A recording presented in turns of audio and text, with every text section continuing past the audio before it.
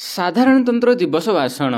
ବରେଣ୍ୟ ସଭାପତି ମହୋଦୟ, ପୂଜ୍ୟ ଗୁରୁଜନ ବୃନ୍ଦ, ବିଜ୍ଞ ବିଚାରକ ମଣ୍ଡଳୀ ଏବଂ ଏଠାରେ ଉପସ୍ଥିତ ଥିବା ମୋର ପ୍ରିୟ ଛୋଟ ବଡ଼ ଭାଇ ଭଉଣୀ ଏବଂ ସହପାଠୀଗଣ, ଆଜିର ଏହି ପବିତ୍ର ଗଣତନ୍ତ୍ର ଦିବସରେ ମୋତେ କିଛି କହିବାର ସୁଯୋଗ ମିଳିଥିବାରୁ ମୁଁ ମୋ ନିଜକୁ ଧନ୍ୟ ମନେ କରୁଛି। ଆଜି ଆମେ ଆମ ଦେଶର 75ତମ ସାଧାରଣତନ୍ତ୍ର ଦିବସ ଆମ ବିଦ୍ୟାଳୟରେ ପାଳନ କରୁଛୁ। 1947 ମସିହା ଅଗଷ୍ଟ ମାସ 15 ତାରିଖରେ ଆମ ଦେଶ ସ୍ୱାଧୀନ ହୋଇଥିଲା, ଏକଥା ଆମେ ସମସ୍ତେ ଜାଣିଛନ୍ତି। କିନ୍ତୁ ଆମ ଦେଶକୁ ସୁଚାରୁ ରୂପେ ଚଳାଇବା ପାଇଁ ଆମ ପାଖରେ କୌଣସି ସମ୍ବିଧାନ ନଥିଲା, ଯାହାକି ଦେଶକୁ ଚଳାଇବା ପାଇଁ ମୁଖ୍ୟ ଭୂମିକା ଗ୍ରହଣ କରିଥାଏ।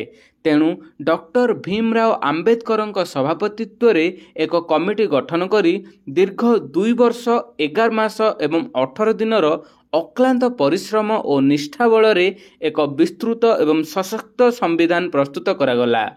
ଏହି ସମ୍ବିଧାନକୁ ସର୍ବସମ୍ମତିକ୍ରମେ 1950 ମସିହା ଜାନୁଆରୀ 26 ତାରିଖ ଠାରୁ ସାରା ଦେଶରେ ଲାଗୁ କରାଗଲା ଏବଂ ଆମ ଦେଶ ଭାରତ ଏକ ସାର୍ବଭୌମ ସାଧାରଣତନ୍ତ୍ର ରାଷ୍ଟ୍ର ରୂପେ ପ୍ରତିଷ୍ଠା ଲାଭ କଲା। ଏହା ଥିଲା ପ୍ରତ୍ୟେକ ଭାରତବାସୀଙ୍କ ପାଇଁ ଅତ୍ୟନ୍ତ ଗୌରବର ଦିନ।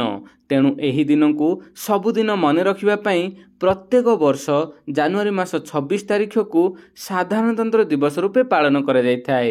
ଏତିକି କହି ମୁଁ ମୋର ବକ୍ତବ୍ୟ ଶେଷ କରୁଛି। ଜୟ ହିନ୍ଦ।